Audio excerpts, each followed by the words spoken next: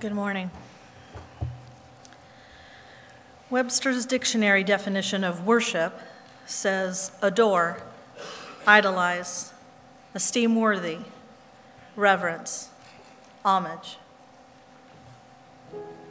Yet truly defining worship proves more difficult because it is both an attitude and an act.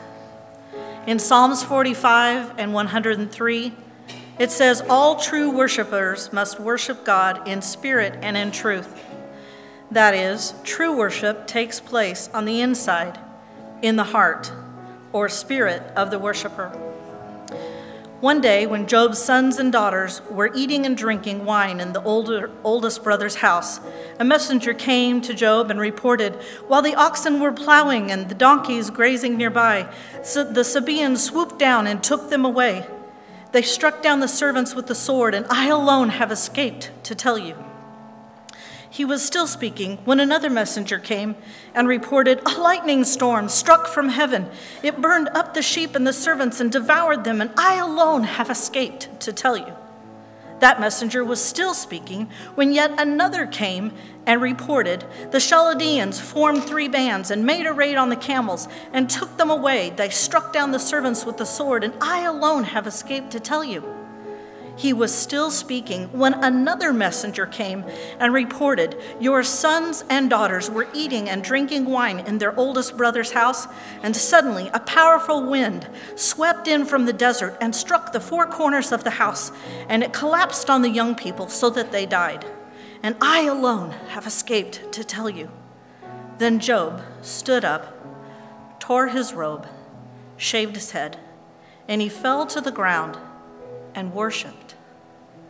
No one wakes up in the morning and hopes for a lousy day, and hopes crummy days just seem to happen without any warning. It would be great if someone called ahead to warn you about potential dreadful days. You wouldn't even have to get out of bed. That would be great. Just sleep the bad day away, right? Dream on. It's not going to happen. Bad days just happen. People have been having them for thousands of years, and you're going to record several onto your life scroll before it's over. Consider yourself lucky you weren't created to be Job. He's the poster child for lousy days. But it's amazing to see that Job didn't blame God for his pain. When it seems like it would have been so easy to blame God, Job chose a different response. Then Job stood up, tore his robe, shaved his head, and he fell to the ground and worshiped. Let's pray together. Dear Heavenly Father, help us to worship you in spirit and in truth, no matter the consequence or what our day is like. In Jesus' name, amen.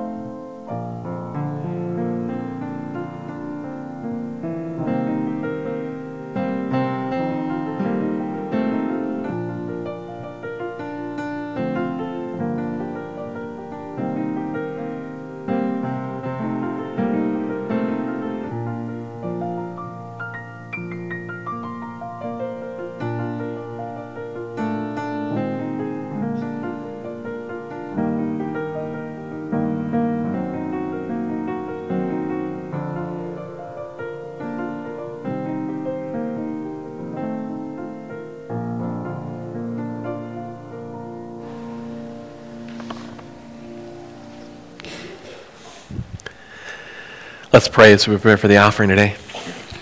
Father, we worship you today.